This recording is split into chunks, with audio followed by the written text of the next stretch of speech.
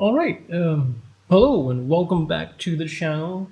In today's video, I'll be doing a long-term review of the infamous Sony FE 50mm 1.8, also known as the SEL 50 f1.8f.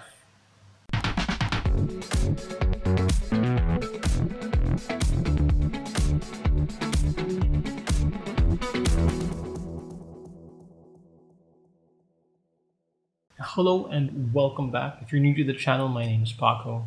I'm a portrait photographer in Manila, and on this channel we talk about photography, basically everything photography.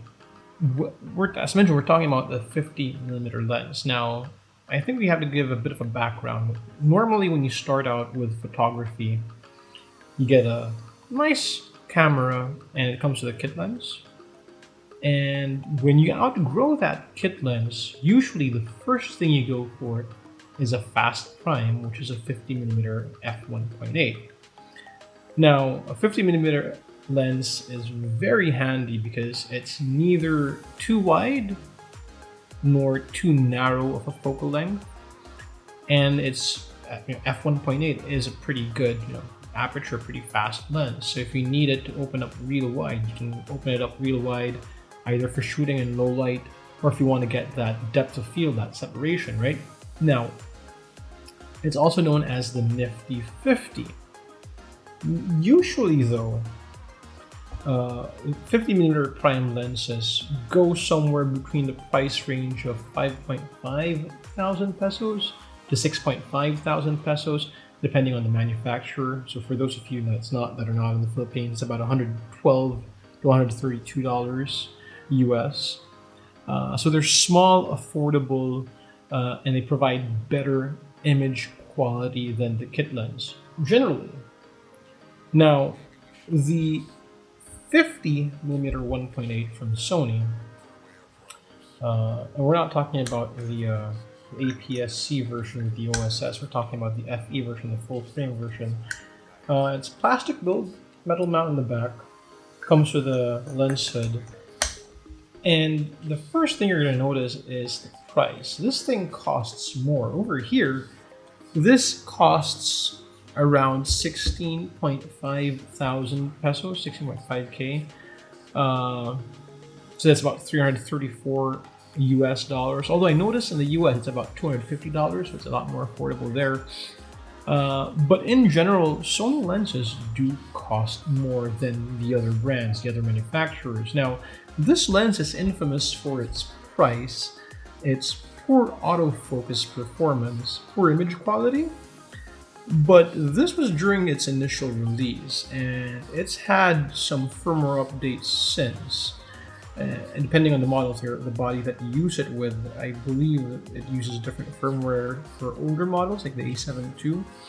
But the question is it any good? Now, from my experience, and I'm very practical when it comes to gear. I don't own any high-end lenses, but I try to make the most out of what I can afford and what I have. And simply put, it is good. Now, context is important. I came from a Canon system, and I was shooting on the Rebel T6, also known as the 1300D. And I had the EF 50mm 1.8 STM. And for the price, as I mentioned, it was about 5,000 when I got it, 5,000 pesos. It was great for the price. I was able to take some amazing portraits with it, amazing photos with it. But I would miss focus, and I don't think that's entirely the lens's fault. The lens was built for full frame, and I was using it on APS-C body, a crop sensor, so that's mostly the body's fault.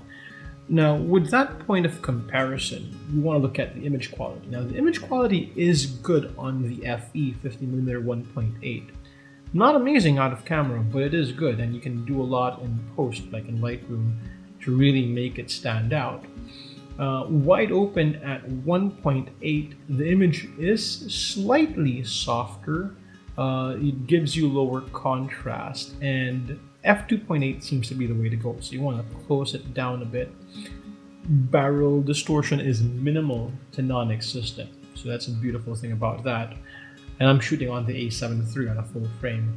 So I can't speak about APS-C or the crop sensor cameras like the A6400 or 6600 series, the A6000 series, but it can produce amazing results. The lens can produce amazing results with proper lighting and editing. The main problem I see here is chromatic aberration and color fringing. It really comes out in highly contrasting edges, and you usually see that when your subject's backlit and you get that nice rim light, so that there's a lot of contrast on the edges. So that's where it really comes out strong. But generally, as you stop down, that gets better. Now, in terms of the autofocus is good.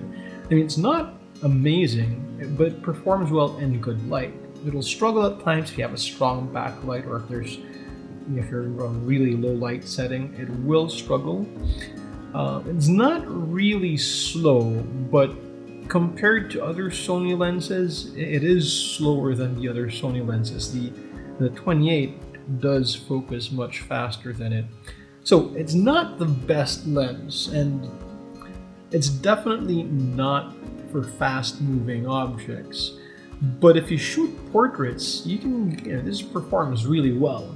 The only downside to it is the price tag. It costs 2 times to 3 times more than the equivalent lens from another manufacturer. And I struggled with that. When I was switching to Sony, I wanted to get the 50, and I already had the 50 from Canon, and I was thinking if I should just get an adapter, but adapting the lens for the price to get a proper adapter that would allow me to use autofocus actually slightly cost more than actually getting this lens. So, do I recommend it? If you are shooting on the A7 III on a full frame, it is the cheapest 50mm lens you've got. Native lens. If you have the budget to go higher for a higher quality lens, a better lens, so to speak, like the 55 1.8, yes, by all means.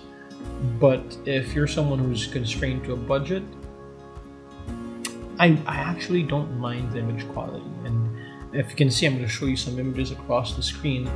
These were all shot on the Sony 50mm FE 1.8.